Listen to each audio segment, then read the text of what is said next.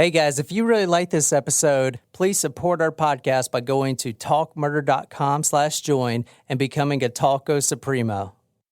Hey John, here's a lady killer you probably won't be very sympathetic for. You obviously don't know me very well, do you, Abby? Okay, let's see.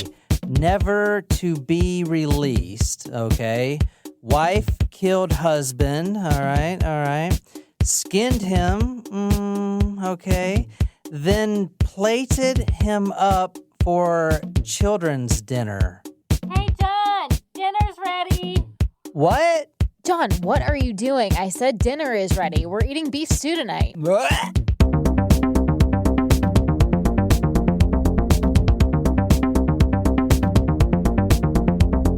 We just received our first ever fan mail from Taco Supremo Sarah, who sent us probably the coolest gifts ever. If you want to try to top it, you can, but I don't know. It's pretty awesome. It's like almost as good as receiving a second pair of parking lot bongos. It's the perfect gift for many reasons. It's personal and it's practical. And durable. Yeah. So Sarah got us some stainless steel. They're like, what'd she get, condoms? Wine. 99.9% effective. So anyway, Sarah got us the like wine tumblers that you are almost traveled to go that are stainless steel. They have our favorite colors on them. John says, Where are we going? Who are we killing? Jen, what does yours say? Surprise shots, surprise shots. We don't know what they are because they're a surprise. That's right. You get that song twice tonight. And mine says third place geography winner. Surprise shots, surprise shots. We don't know what they are because they're a surprise. Cheers, everyone. That was good. I could drink that. Oh, yeah. That was the UV blue. It was. Delightful. And then I get that taste of vodka after, and no, I can't just drink that. I don't hate it. I don't like vodka. I like that, but I just don't. Like, vodka and I do not need to be friends. Someone posted this. It's Blippy. Yes. Blippy.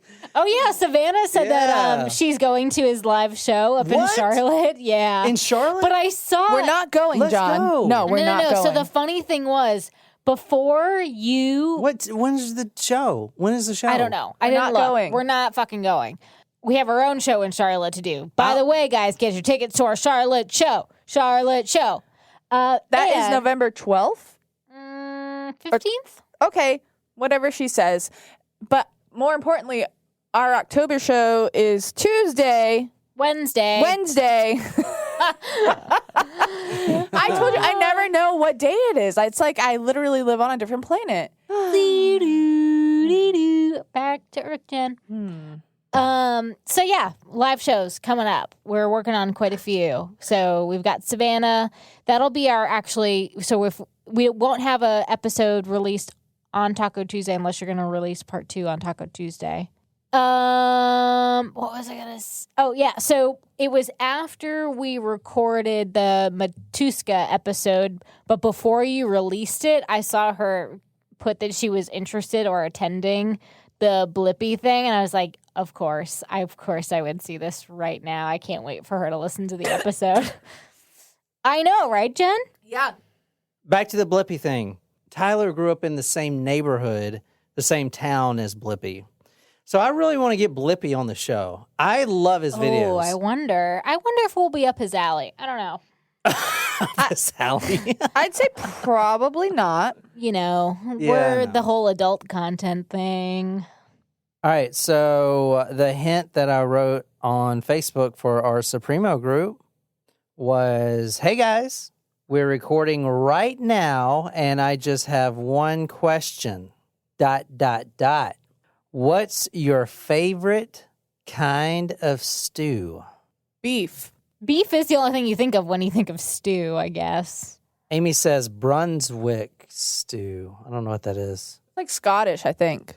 We're going to March 1st, 2000. We're going back down under. Oh, Wow, 2 Australian episodes in just as many weeks. And I'm going to split this up into 2 different parts. Ooh. But I want to basically lay out the outline for you guys before I get started. Was this a request? Yeah, it was a request. This was a request from Abby. Not just a request that, hey, do this story. Abby is not from Australia, though. I know, but it was a request that she said, hey, John, I bet you can't pull a Team John on this one. Basically, Team John is, oh, shit. you know. Opposite of the popular opinion. Yeah, exactly. Yeah. Basically, I want to try to prove Possibly to you siding guys. with a lady. So it is a lady killer. Ah. But tonight I want to try to prove to you guys that it wasn't her fault. You mean she didn't do it, or Oh, she definitely did it. it was deserved? She definitely did it. But when He had it coming. when I finally researched the story, at first I was like, oh, I could definitely Team John this. And, because Team John lately has been, all right, Brooke Skylar Richardson, that was Team John. Yep. Even Michelle Carter, I got half of the people on Yep. Team John. Yeah. Even like Shayna Hubers, it's all the female killers, kind of got some people on Team John. So basically, Team John means it's a lady killer, and he wants you to sympathize with the lady. No, I've done some male killers. Oh yeah, you did Ed Gein, I guess. Yeah, so Ed Gein was also Team John because, and I think I opened people's eyes to see my side. So anyway, doing this story as Team John is going to be extremely difficult. So what I'm going to do is I'm going to break it up into 2 parts. I'm going to talk about March 1st, 2000 in the morning when the police arrive, but I'm only going to give you half of the story. And then I'm going to go into the background of the woman that was in question. Does this woman have a 3-name moniker, just by curiosity? No, she doesn't. Ah, darn. But the That's only 3-name like male killers. the 3-name what is monikers that? is because they don't want to confuse. I mean, Brooke Skylar Richardson has a 3-name moniker. well, they that's don't because wanna- she goes by Skylar, Skylar. not Brooke. Yeah, no, they don't want to confuse her with some regular person. I'm just curious, because a lot of the ones we do. All You right, said doo-doo. because this killer's childhood was so fucking twisted, I'm going to go through that in detail and really try to push you guys to Team John.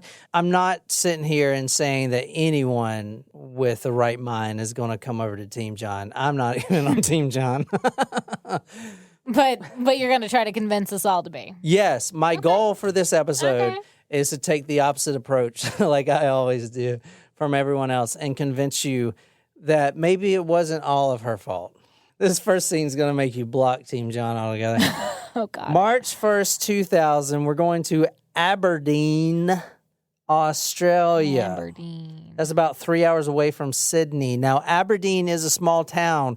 Back in the day, it was a very bustling town because they had 2 industries. Oh, one huge industry and another pretty big industry. They had the mining industry, which was always big. Hi-ho, Like mining hi-ho, gems it's and No, off to mining work for we oil go. and stuff. Oh, Yeah. so not like the dwarves? No, mining for Hey, oil. I was like, gems? And then they have the abattoir. I think it's called abattoir. Abattoir. Avatar. I never saw that movie. It was good, but also weird.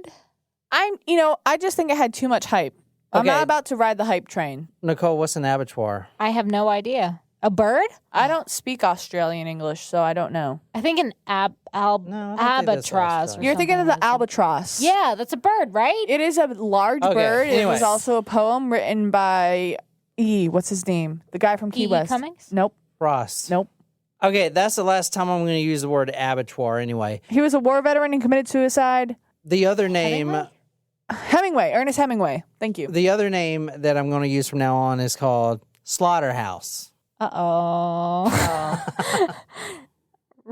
I'm not sure I like where this Old is Aberdeen. going. You go down to Aberdeen, If you get a job down in Aberdeen, you're either working in the mines or you're working in the stew slaughterhouse. thing is still mulling about in my brain here.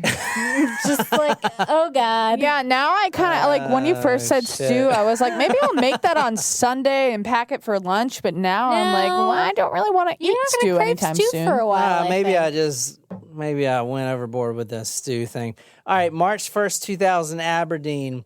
The police walk in to a man's house. His name is John Price. Now, the only reason they're there, there's two cops that pull up.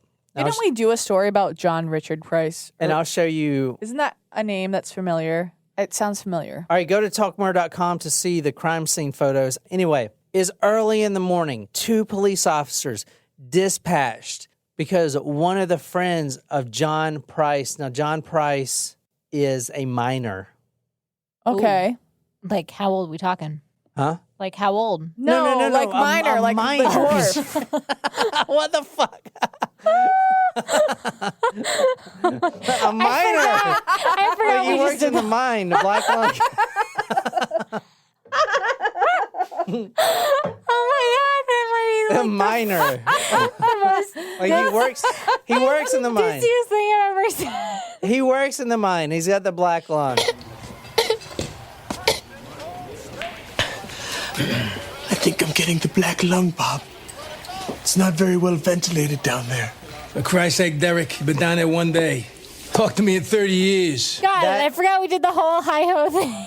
I literally sang it to you. How could you know. forget? Does my songs Damn mean it, nothing I'm- to you anymore? I'm 2 White Claws in and I'm drunk. I can't handle it. Oh my God. Wow. Lightweight alert. Okay, we also had 2 shots. So this is the house right here. Go talkmore.com to see all the crime scene photos. I've got them all, but there's not many of them, unfortunately. So you're going to see a lot of blood, which is kind of cool, but you know. And I got them in a cool GIF format, which they kind of like. I videos love and shit. GIFs. Yeah, I did that. Okay. Did you make it? Did you just call it a GIF? Is it GIF? GIF? GIF. Or Okay. Giphy? I've heard Is it both. Jiffy? Giphy. It's GIF. I Anyway, heard technically it's GIF, No, but it's I call it GIF. GIF because It it is sounds GIF. better. Because when I hear GIF, I think of peanut butter. So 2 police officers, they roll in. Now they're checking on this guy named John Price because one of his friends, a fellow minor, Minor. No, minor. calls He's the of police. age. Calls the police and says, "Hey, my buddy John Price. Well, you know they're minors, so my buddy John. Well, actually, they're Australian. My mate John Price. My bloke. Good day, mate. My bloke, John Price, didn't come to work today. And that's not like John Price. John Price is on time, every time, all the time. He is there every time. So All if he day, every ain't day. at work, then something is wrong. So they go to his house. Now, his car is still in the driveway. Oh, so he must be home. You're looking at the house right now. So imagine the cops going up to the door. Now, they're knocking. Boo, boo, boo, boo. John, you in there? No answer. Now, they look through. The door has one of those little mail slots. You know, those. You don't even know what those are. Yeah, when you like, you You can. put the mail in there? Yeah. So they look through there and they see a bunch of blood everywhere. Uh-oh. I mean, I'm Shit. talking about like, it's like someone spilled a bunch of red paint everywhere. And I'm going to show you all the blood. It's a lot. No. A fucking lot. They try to open the door and they can't. One of the policemen goes around to the back door and it's unlocked and he tries to push it open, but it's blocked. It's blocked by something. He's like, what the fuck? Can't push it open. So he finally gets the strength and kind of just pries it open. And then he notices there's like this big ass tarp that is covering the back door. It's like heavy. It's like, what the fuck? Was it a green tarp or a blue tarp? No, it wasn't a green tarp.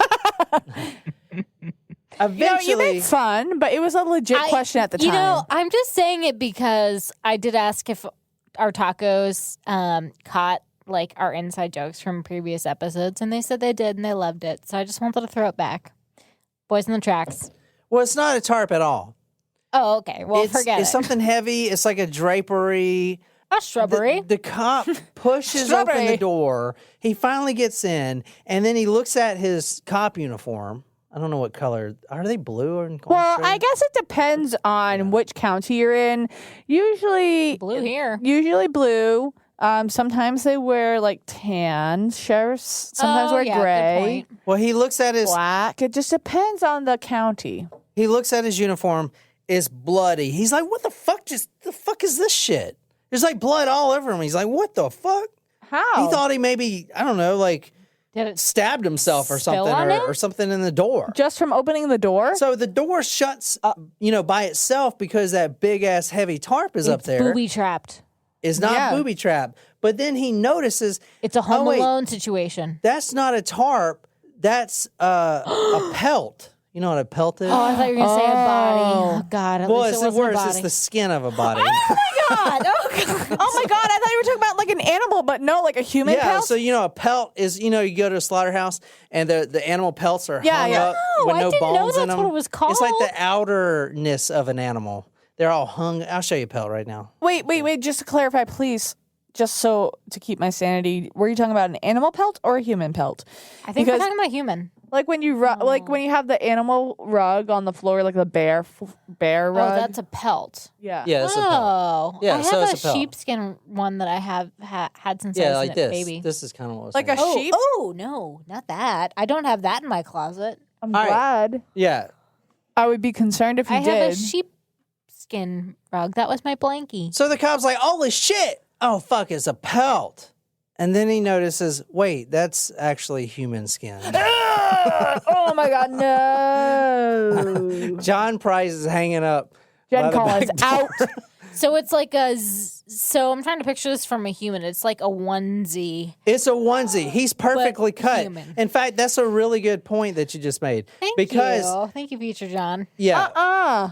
Because I do want to say, Because those are like it's like just the outers, and it's like almost all intact. Oh no! usually when a murder No. victim has been sliced up so much, the coroner, the medical examiner, has to sew back up the body in all kinds of places to Right. put them back together. In this particular case, he just simply slid the Like a outer skin onesie. back on. Yeah, like a onesie. And it was easy, snip, snip, snip, and it fit right like a zipper But because it was how- cut so well. So that's interesting But that you does- said that. Does that the gives rest- a whole new meaning to like live your day in another skin. Well, I guess it does. So if like I'm thinking of an animal carcass, like if at the butcher. This is actually from the arresting report. Okay. This was carried out with considerable expertise and an obviously steady hand so that his skin, including that of his head, face, nose, ears, neck, torso, genital organs, and legs was removed so as to form one pelt. So basically a onesie. Snuggies. Yeah. It's Snuggies. No, not a onesie. snuggie, a A onesie. onesie. A onesie with the footy pajamas. So Like the bunny expertly- from A Christmas Story. Yeah. So expertly was it done that after the post-mortem examination, the skin was able to be re-sewn onto Mr. Price's body in a way which indicated a clear and appropriate, albeit grisly, methodology. Oh no. Literally, it says it was able to be sewn onto Mr. Price's body. So the medical examiner is looking at this guy. He completely takes his pelt off, which I never even thought a human skin could be a pelt. Yeah. Never. Okay, so an expert had carved this. Right. And then it was so expertly carved, because most serial killers are like, yeah, and they're all out of control. It's a butcher everywhere. or a hunter. Cut. This was like precision, kind of like a Jack the Ripper. Oh, how yeah, he cut, surgeon. He a was a surgeon, surgeon, yeah. So a surgeon cut that he could actually put. And I can imagine that he's taking a skeleton and like pushing it back, the skin up. I'm back together. Kind of gross. So in precision though, it could have been like a butcher or a hunter, a skilled hunter. Okay, so one of the best places I'm pulling this information from is from the arresting court documents, the charging documents, basically. The victim, John Price, stabbed 37 times in various parts of both front and back of the body. Multiple injuries to various organs were damaged. Many of the wounds were deep and extended into vital organs, the aorta, both lungs, liver, stomach, descending colon, pancreas, left kidney, lower pole, which I looked up, that means penis, which had virtually been sliced off. Ew. The penis was gone. Bye. Going Lorena Bobbitt on him. So, lower pole. Bye. They put lower pole in there. That's got to be Australian thing. Lower pole. Yeah, that's got to Yeah. be slang term. Hey, can you send me a picture of your pole? Your lower pole. It's like, you imagine someone say, Let me see that lower pole. Yeah. Ew, it's gross show me your sounding. pole. Ew. I'll show you my pole. North Pole or South Pole? Hopefully it's south. Okay, great loss of blood smeared all through the house in a pool of blood. When I read this from the charging documents, I was like, damn, he's got a pool in the backyard. I didn't even see it. But no, there was actually a pool of blood that they had to measure. I've never done a case where they actually measured the pool of blood. It was 1 by 2 meters. Now, a meter is what, like this? Meters over 3 feet. 3 feet? Over 3 3 feet. feet. Well, they can't see It's what a I'm doing meter with my thick hands. or a yard No, thick. 3 feet. a meter is longer than a yard. A yard is 3 feet. So one meter by 2 meters. That's a big ass puds. And it was not fully congealed and dried only at the edges. So can you imagine the blood's dried at the edges? It like dries from the out first and then dries in. Yeah. It's like a little Ew. blood lake. Okay, there was a butcher's knife that was adjacent to the body.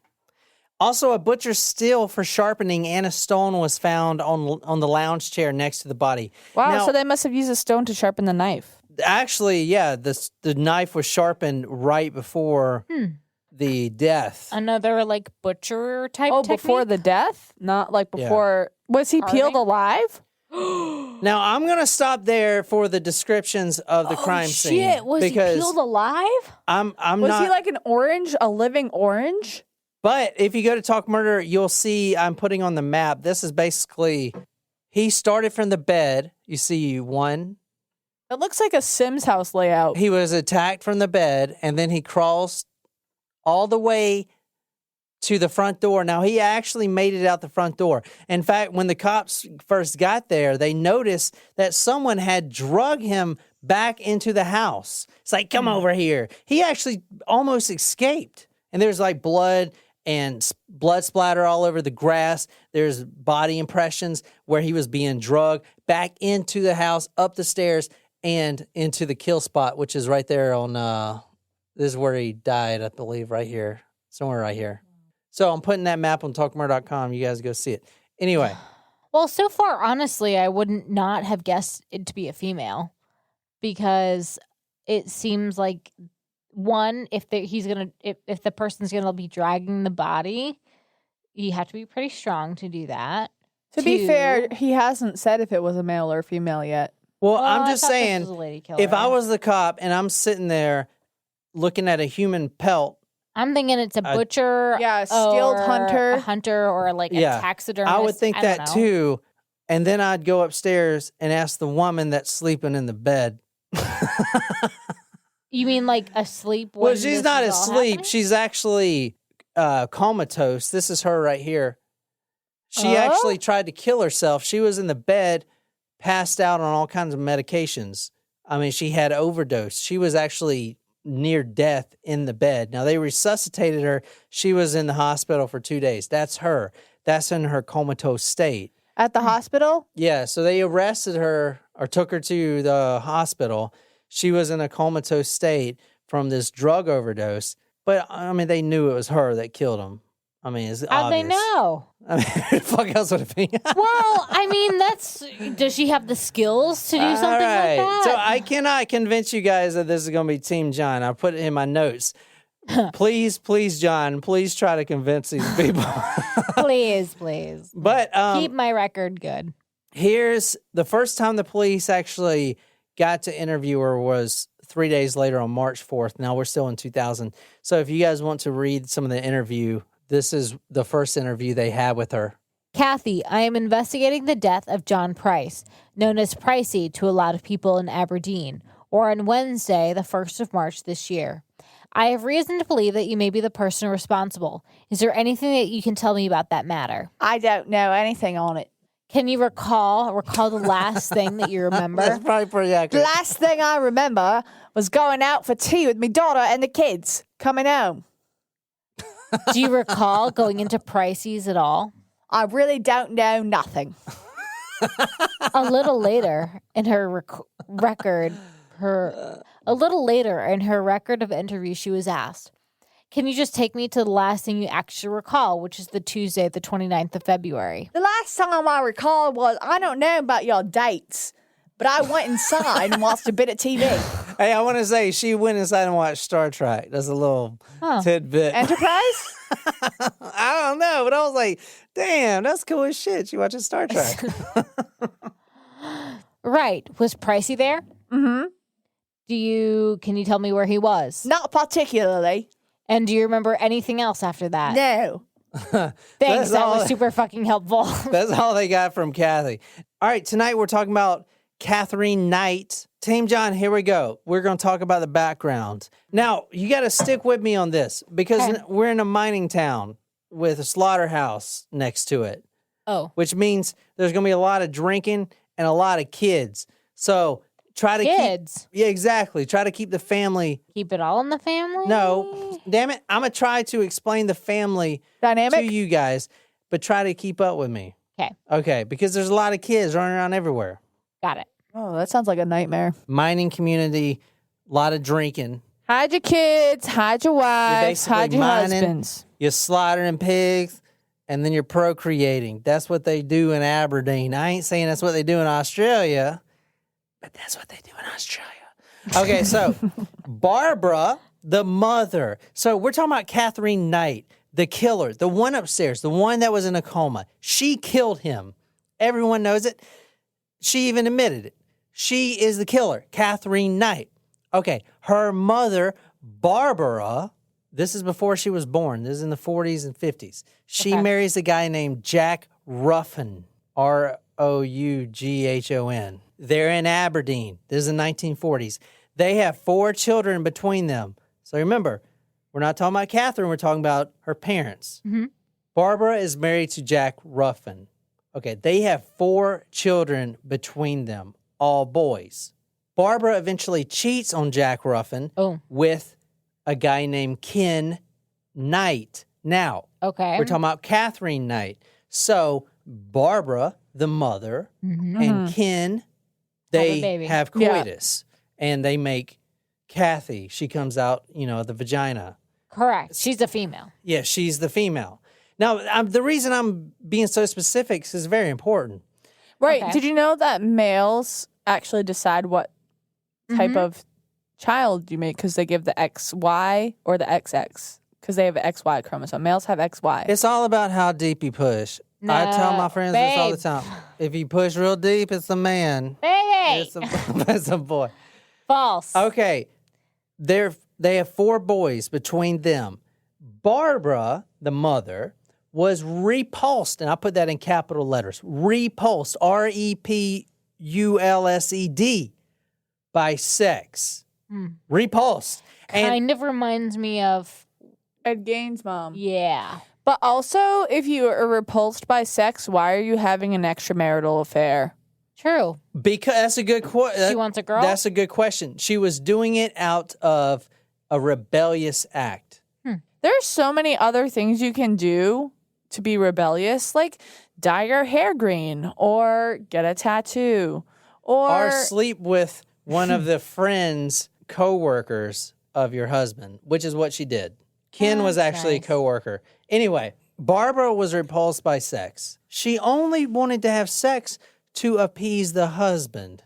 Now, this is very important. This psychology is super important. You guys got to pay attention. I am. We'd be All right. paying attention. Barbara, the mother, ends up cheating on the husband, Jack, with a guy named Ken, which is the eventual father of Katherine, the one... Katherine, the one that, did the dirty deed. Mm-hmm. Dirty deeds. At the time- done dirt cheap. At the time in Australia, it was looked down on to have an affair, especially with your freaking coworker, your husband's coworker. So Barbara, the mother, and Ken, the eventual father, moved to a town called Moree, Moree, to get away from all the drama that's going on in this little Aberdeen town. I said they had 4 boys, not Ken. You guys with me? Barbara and Jack had 4 boys. Right. 2 of the boys shipped off to Jack's sister. Okay. Now, they eventually get a divorce. And 2 of the boys, stay with Jack. Okay. Okay. Now, this is very important. Keep this in mind. Barbara and Ken, the one that she cheated on Jack with, eloped basically to a new town. Right. They end up having kids of their own. Okay. I'm telling you, there's a lot of procreating going on here. Now, Doesn't sound like there's much to do in Aberdeen. Before she left, the 2 older brothers that stayed with the father would call Barbara a whore. They would call her these things, and they would actually spit on her when they saw her walking down the street. Their own mother, because, she was unfaithful. And she didn't And even like ruined the sex. home. It was like just to spite her own father. But still, that's terrible. It is.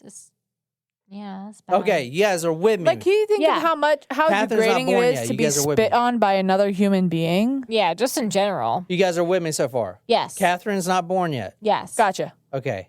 Ken was an alcoholic. He works in the slaughterhouse, and he's an alcoholic, just like everyone that works in there. They work all day. I mean, you're slaughtering fucking pigs. I was reading how they do it, and it's it'd make you an alcoholic. Or The a pig squeals. vegetarian. Yeah. I mean, they were killing pigs. You would kill a pig, it'd be squealing in front of the other pigs waiting in line. It's fucking awful. Anyway. That's why if you're going to have meat, kosher is the way to go. Ken was an alcoholic and a very demanding husband. Very demanding. So she remarried? No, she's with Ken. Yeah. Yeah, They're together. They're together. They get married. Yeah. Okay. Now, this is the mother. I'm not talking about Katherine yet, but the family dynamic is super important, which is why we got to get this straight. Meow.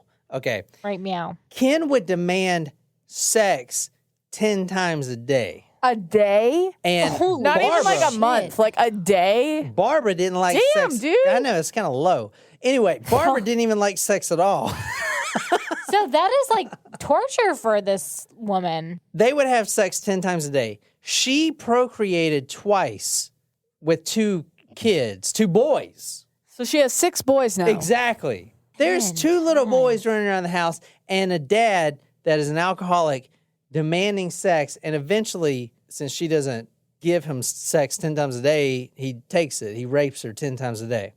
So if you want to read That's this awful. is from the book that we're reading tonight. It is called, I can't remember what it's called, but it's by Ryan Green. It's a very good book. I'm putting it on Talk Murder. It's called something. I fucking forgot what it's called. Don't remember. It's a good book. Ryan Green. I feel like that's enough credit. I forgot what the book's called. I feel like future Okay. John will listen back to this and be like, I'm going to enter the name of the book. I forgot it. You read this. That's fine.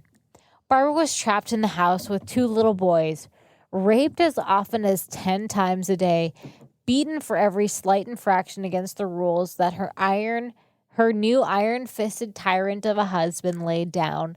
She might have escaped her nightmare life of a boredom and mediocrity back in Aberdeen, but she had plunged headlong into a fresh hell of her own making, a poster child for the puritanical beliefs about the sanctity of marriage that held sway at the time. So they have 2 boys. She finds out she's pregnant. Now this goes on for years. Okay, so they're basically married for 6-7 years.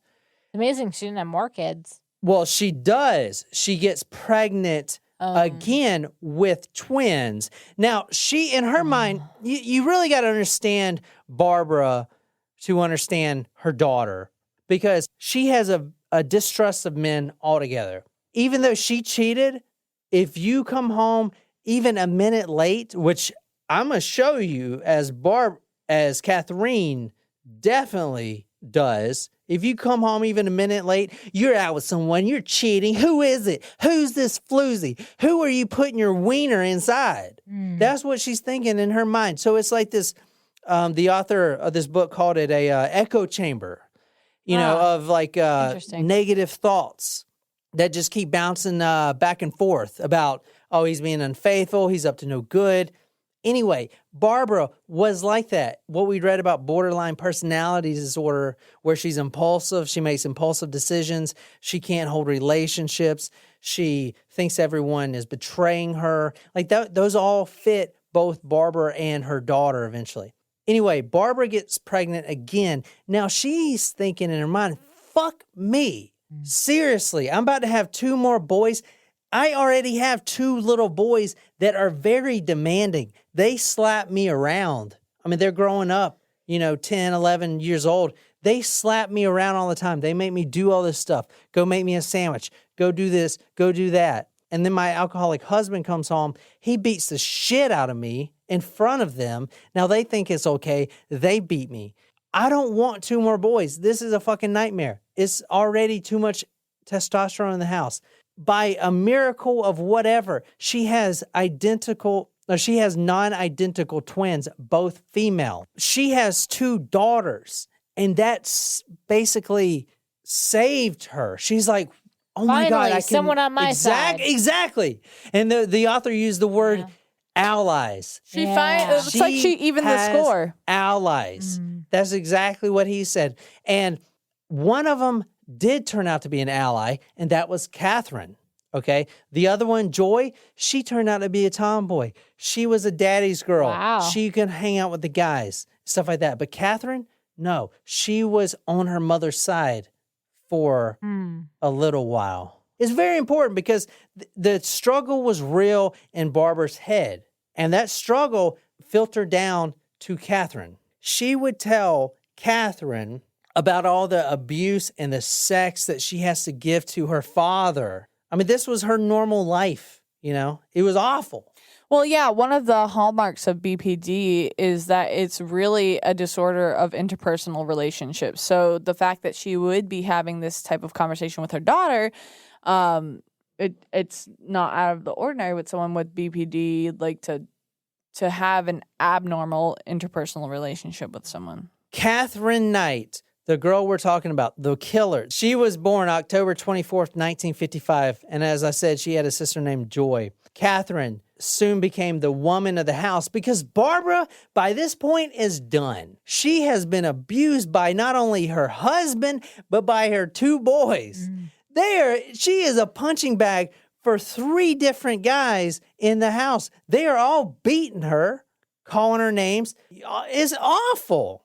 So Katherine takes over everything. Her mother was basically useless at this point. She couldn't even do anything. She just kind of, faded into obscurity. And Katherine actually came up and took care of all the chores and the cooking and the cleaning, and she took care of everything.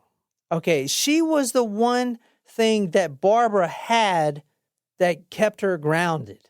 Now, I couldn't tell exactly when she started to turn more towards favoring the father.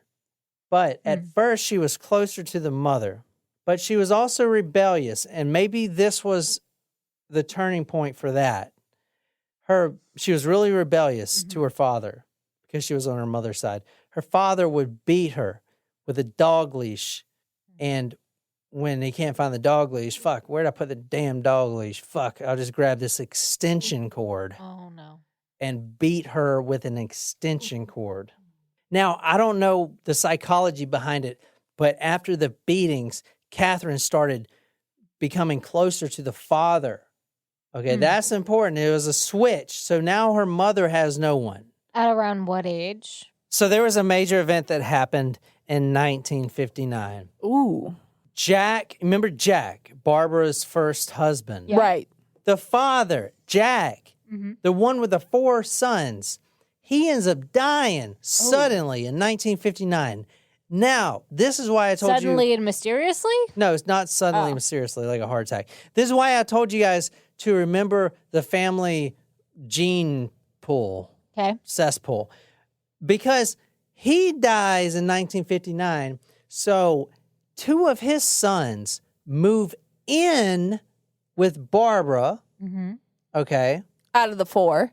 Yes, out of the 4. So now how many people you got in the house? You got 4 6, boys. 8. You got 4 boys, 2 from Barbara. Well, they're all from Barbara. 2 from Jack. Ken. 2 from Ken. And 2 girls. And 2 girls. That would be Catherine's stepbrothers, correct? Right. Yes. Okay, keep that in mind. Because between the ages of 4 and 14, she was sexually assaulted and raped by all the boys in the family. Oh my goodness. Well, first it was the boys from Jack. They came, now they're all teenagers. They start assaulting her and, doing sexual things to her. Now, I want to say this right now.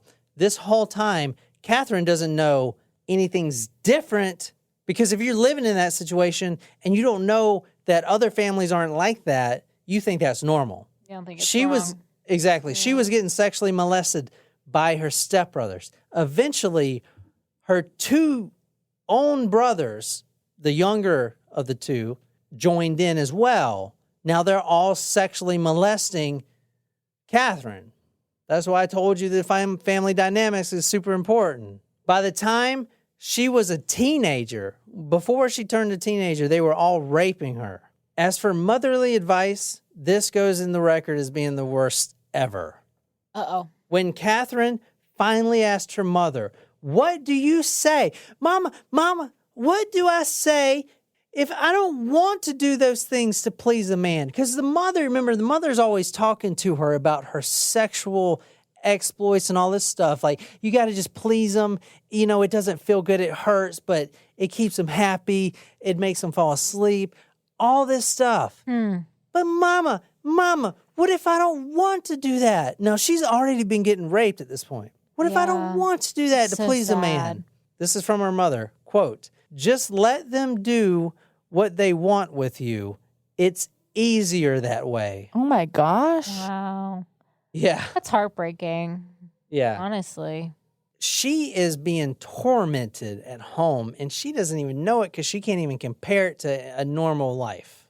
But she knows something's not right.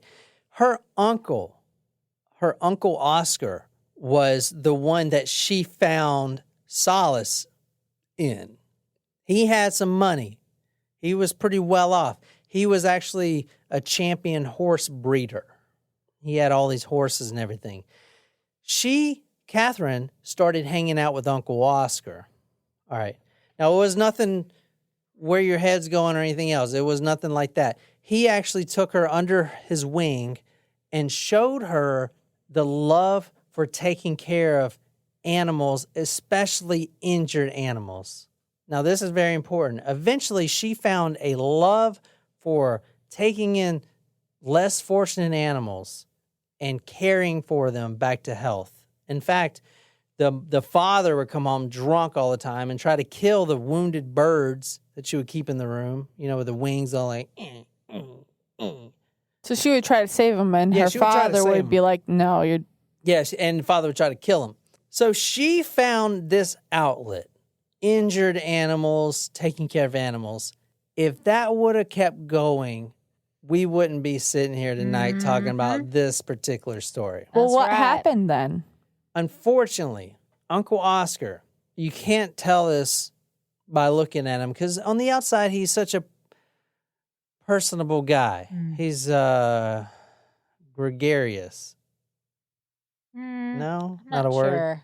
Oh. Gregarious is a word, but I'm not really sure what it means. He's a very friendly guy. I mean, he's got everything going for him. Don't think it's Unfortunately, that was on the outside.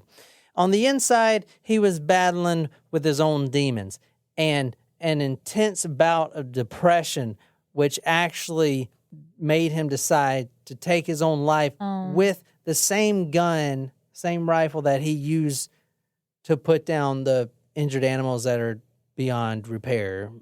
Ooh, that's a tough image, because Yeah. you associate that rifle with euthanization, which is like helping out. Like what? Well, He would use the rifle, not in a bad way, but to kill the animals that just were in so much pain they had to go.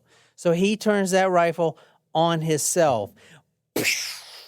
Now, Catherine is 14 years old when that happened. That was her way out. That was her outlet. Remember, her Animals. Jack were her just outlet, died. right? Just to clarify. Yeah, well, yeah, but now she doesn't even have the animals because the Uncle Oscar's no longer there. You know, just to back up, Jack is dead. It's not really her father, but they did drag those other 2 boys in there, which started raping her. Right. You know, she finds an outlet with Uncle Oscar. Now he's dead. That was a turning point. And I put that in bold in my notes. That was the turning point. The next time her brothers tried to assault her, I believe it was the younger brother. I couldn't really get an exact, but the younger brother tried to come up and assault her. She punched him so hard that she nearly broke his jaw, and then she threatened to cut his dick off. Oh, Yeah.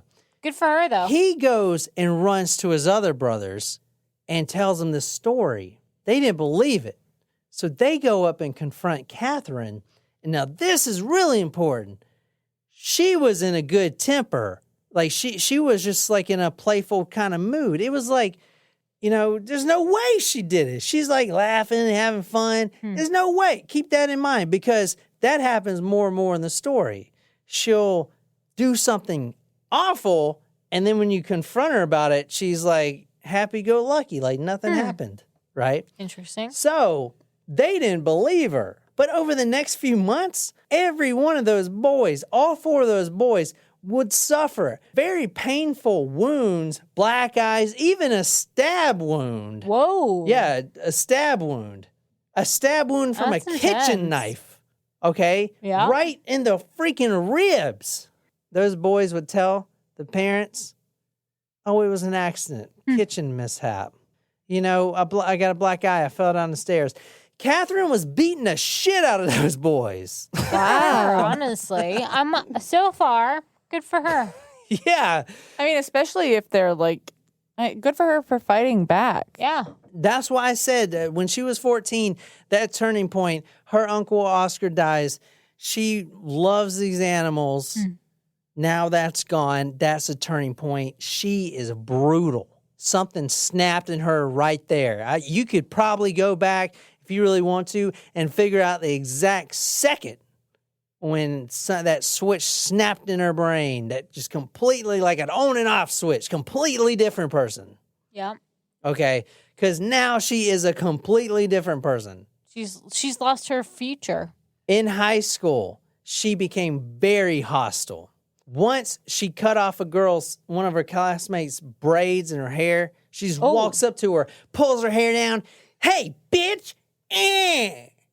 Takes the scissors and just snip.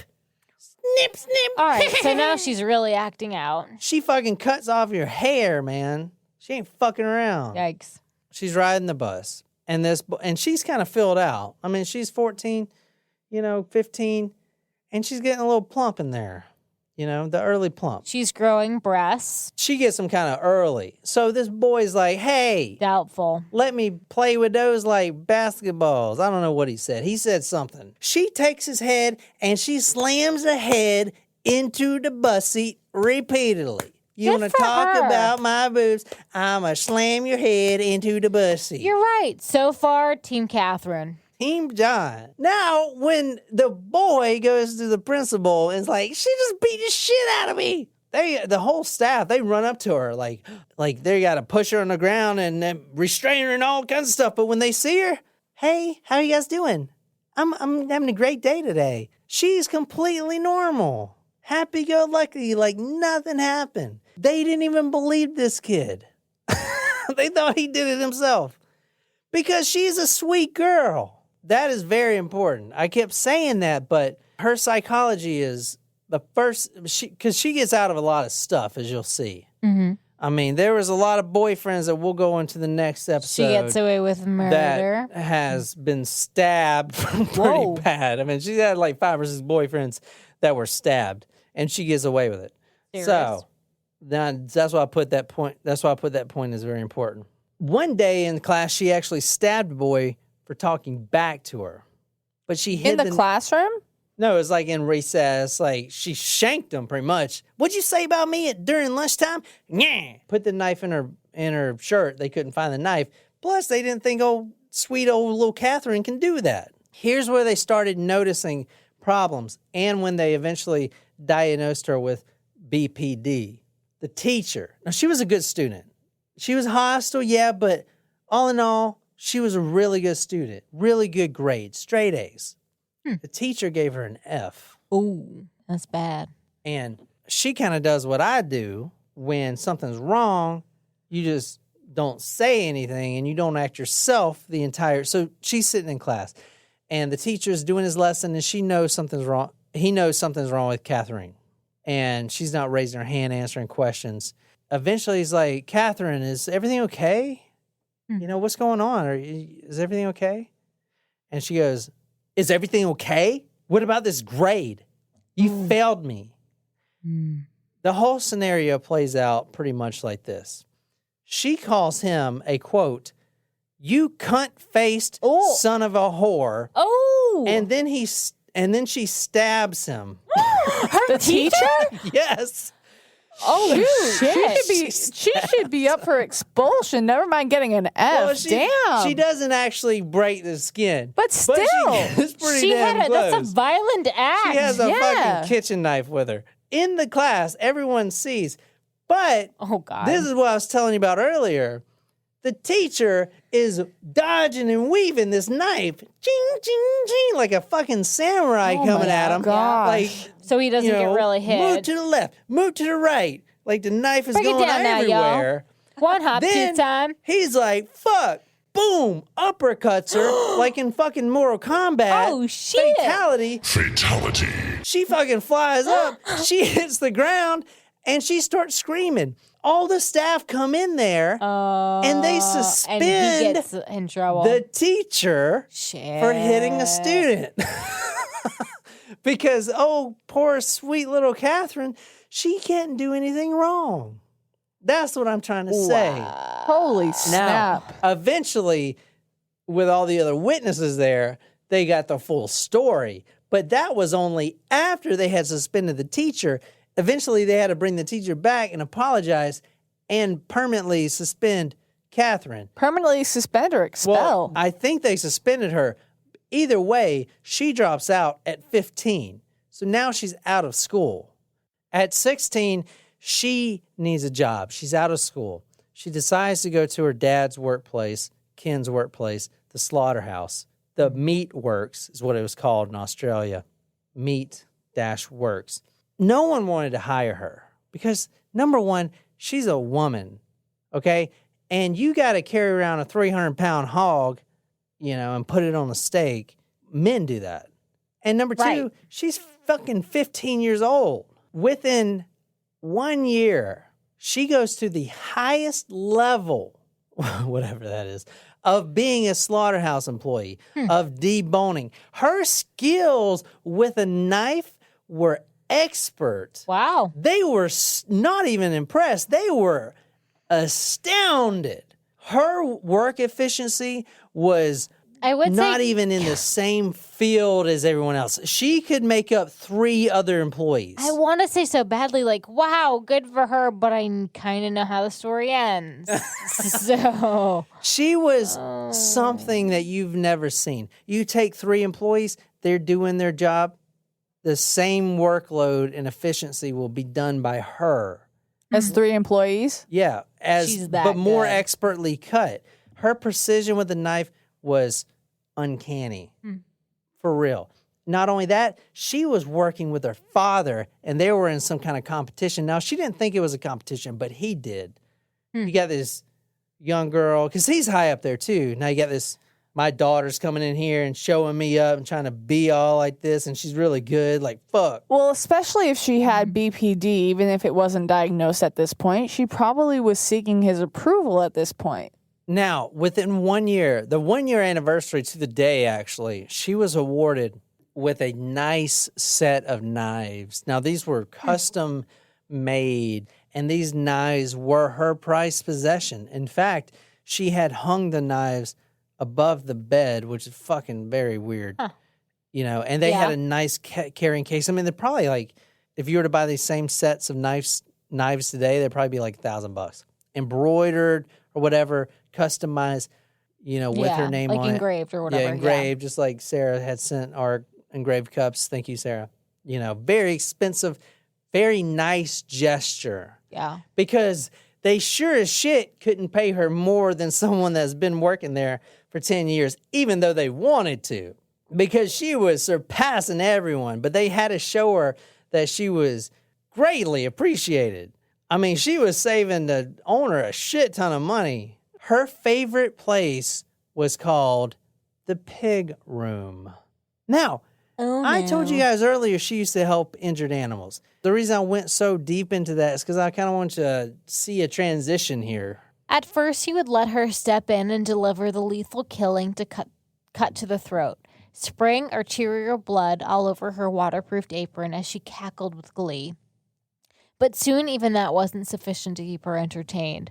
She would chase the pig around the enclosure, seeing how many cuts she could inflict before it fell down dead, snipping a ligament here and there and a muscle there to see how far she could twist the pig's movement while still keeping it fleeing from her in terror.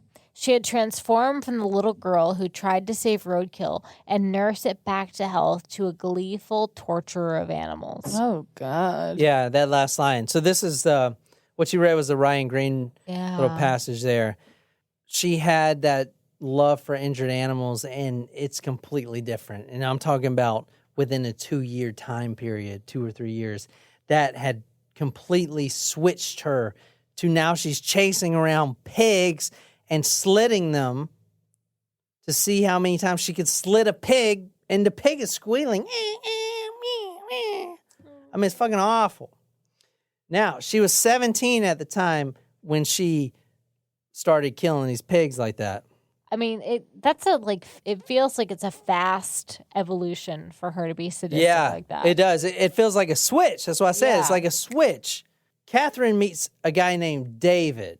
Now, this is going to be her first husband. She's 17 at the time she meets David.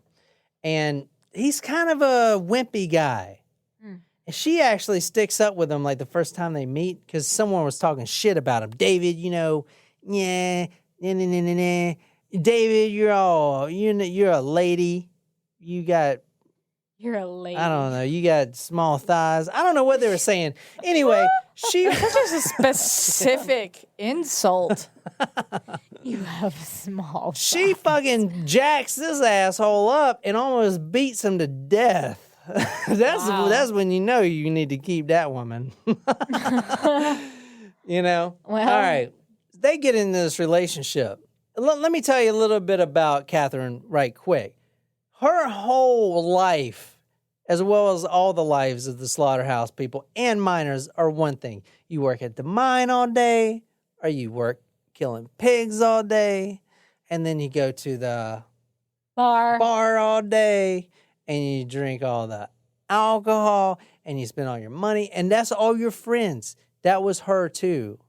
Mm-hmm. They eventually had a wedding. It was really small because they wanted to pull their money together to go back to the bar at night and celebrate, which I understand that. Did you guys know that there was a study out there where they gave a control group rum extract the control group was rum extract and the experimental group was rum, or vice versa. I don't remember which one was which, but they gave one group rum and one group rum extract, and the people who didn't actually get the rum acted as drunk as the people who actually did get the rum. So it's kind of a mental component, which is really interesting. Yeah, we just act drunk on this podcast. Totally. They get married, they go back to the bar, they drink. Now, this is a big moment for Catherine because she's heard all the stories. She knows, because Barbara, her mother, has told her plenty of times that she had coitus 5 times on their wedding night. Now, that's important because I guess so. After they went to consummate the marriage, David only has sex 3 times. And then they're going at it. I mean, it gets pretty graphic in a book. They're like going at it. He's like, yeah, slap my ass, all this stuff. He falls asleep during it, starts snoring, like during the 3rd time. 3rd time. Okay, this is important, Jen. Stop looking at me like that. He falls asleep. She gets on top of him and starts punching him in the face with her bare hands, and he can't even wake up because he's so fucking drunk. This is what she says to him after he wakes up. Oh, what's going on? Stop it, you bitch. And he says bitch to her. This is what she says. Don't you talk to your wife like that, you ugly little bastard. You married me. That means you're mine. She dragged him closer. So get off your lazy, drunken arse back in that bedroom and fuck. You hear me? Shit.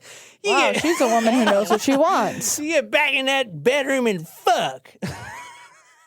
Okay. She tells him, my daddy had fucked my mom 5 times on their wedding night. You got 2 more to go. That's exactly what she said. It's like a competition. Wow. She was upset, very upset, because they only did it 3 times instead of 5. Wow. I mean, she made a fucking huge deal about that. One last section, and then we'll call it quits for tonight. Talk a little bit about the David Collette marriage, the first marriage that she had. Now, we're talking about Katherine. We're no longer talking about Barbara. I only brought up the Barbara and all the sons to show you that she was raped as a teenager. David, a minor, came home to change his shirt. Got it this time. This will tell you the personality. He comes home and he's going out to the bar like he always does. You know what? And you got to keep in mind, he wears the same shit every day, kind of like I do. I wear the same fucking shit literally every day. He comes home and he's like, you know what? I kind of want to wear that polo, you know, that one with that crisp, pop the collar, all this shenanigans. He comes home and tries to put on a crisp, fresh shirt. And she's like, oh, no, you didn't, boo-boo.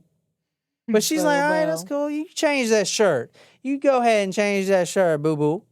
You change that shirt now. But in her mind, in that echo chamber, she's like, he's changing this damn shirt so he could go get some new punani because he done found someone and he's going to use that new Ralph Lauren to bring her in. That's what he's doing. In her mind, but she's like, that's all right, boo-boo. You change that shirt. Yeah, You do you, look boo-boo. good. That's what she's saying. You do you, boo-boo. You do you. All right. Okay. He had to cut the bar drinking a little early that night. In fact, it's kind of crazy. He actually rode with the firefighters that night because they're kind of all friends, you know. He was like, hey, I'll get in the fire truck with you because you're going to my house. So I was a quicker way there. She had took all of his clothes after she let him go change that shirt, that You set him crisp on fire? shirt. She put all of his clothes in the tub and she poured lighter fluid on him and she lit him up in a blaze. And his reaction is, hey, yo, fire department, I'll hitch a ride home with you. Wait. I'm sorry.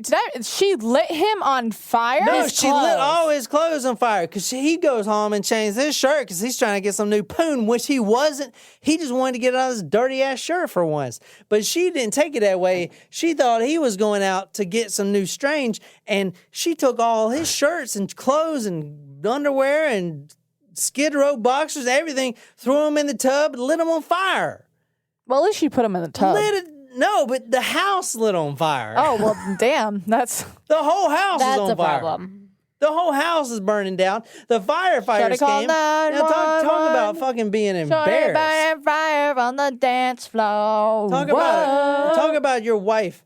Y'all just got married and she done burned the house down because she thinks you're out getting some new ones. You know what I'm saying? Some new vaginas. And you ain't. You just came to change your shirt. I don't know why I'm talking so weird. Anyway. I think it's funny.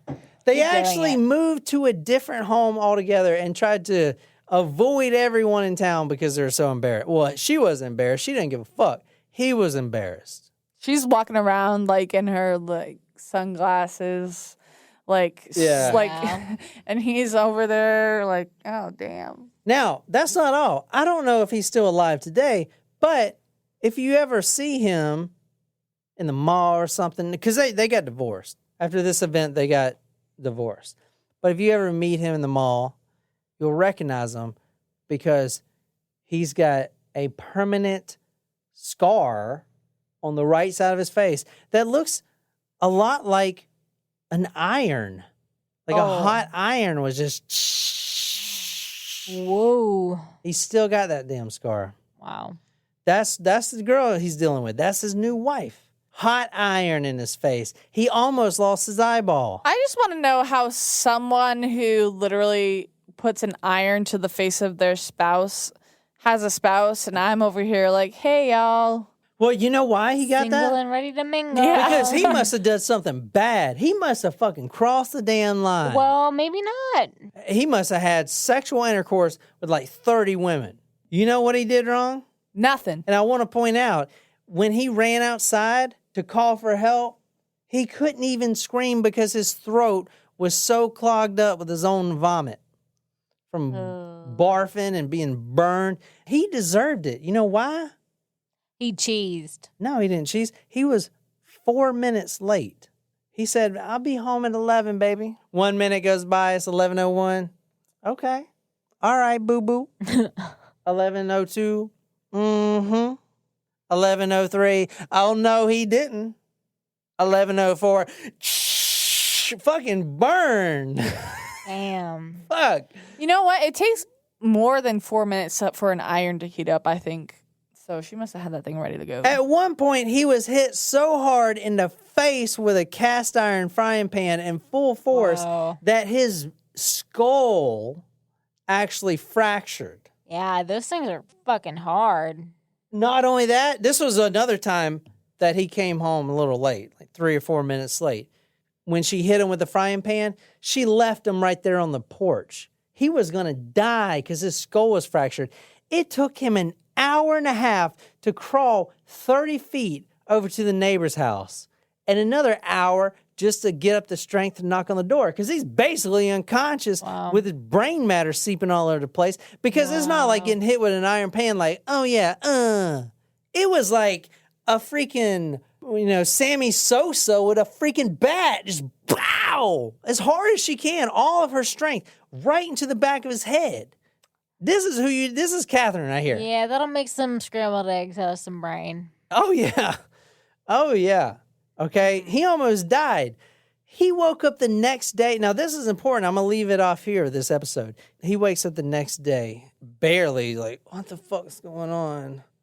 He's in the Muswell Brook Hospital, and he's looking around, and his hand feels kind of, it's got this tension on it. And he finally kind of looks up, and she's there holding his hand. Aww. I'm sorry, baby. I'm sorry this happened. I love you, baby. I love you so much. I'm here for you, baby. She almost killed him twice. So that's where I'm going to leave off for tonight. But on the next episode, I'm going to talk about a few things. Number one, Katherine has a new baby. What did she do with it? How did it end up on the train tracks? Number two. I'm sorry, what? Number two, Katherine steals a car. How did this teenage girl get in here, and why is she holding this teenage girl for ransom? Number three, Katherine steals an axe from a general store and tries to chop a cop. Chop a cop. Tries to chop a cop. What? What even? I can't. Oh my gosh. Also, Katherine stabs like 5 or 6 boyfriends in the ribs. Well, no wonder the police knew it was her. Finally, I'm gonna play the murder out exactly how it happened. Shit. Because she only killed one person, but it's a long murder. We're gonna talk about the whole thing, the black lingerie, the sneaking in the everything, the riding, the hip movements, and most importantly, we're gonna talk about Katherine's Last Supper. Take that how you will. I know we got a lot of Tacos Primos out there guessing right now what their favorite, are telling us right now what their favorite type of stew is.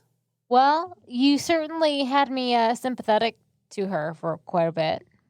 When did you lose it? You should still be on that train. Nah. Towards the end, you lost us. As soon as she hit someone in the face with an I mean, I iron can't just in a not cast talk iron about pan. that part. I got to put everything in there. Well, yeah, you have to be accurate. But I'm just saying, I'm not telling you. Team John is not, she's innocent. Team John is that is not her fault because she was abused and all this stuff. She had a bad childhood and men are pigs. So she cuts them up like pigs. That is what I'm talking about. That's Team John. Team John's losing right now.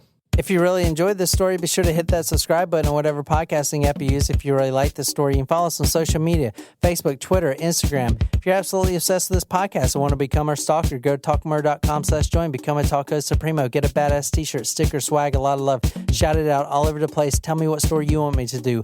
I'll research it, dedicate it to you on the Talk Murder Bean podcast. My name is John, here with Jen and Nicole. And until next time, thank you so much for the 666 likes on our Facebook page. We love you guys, and we'll see you on the next episode.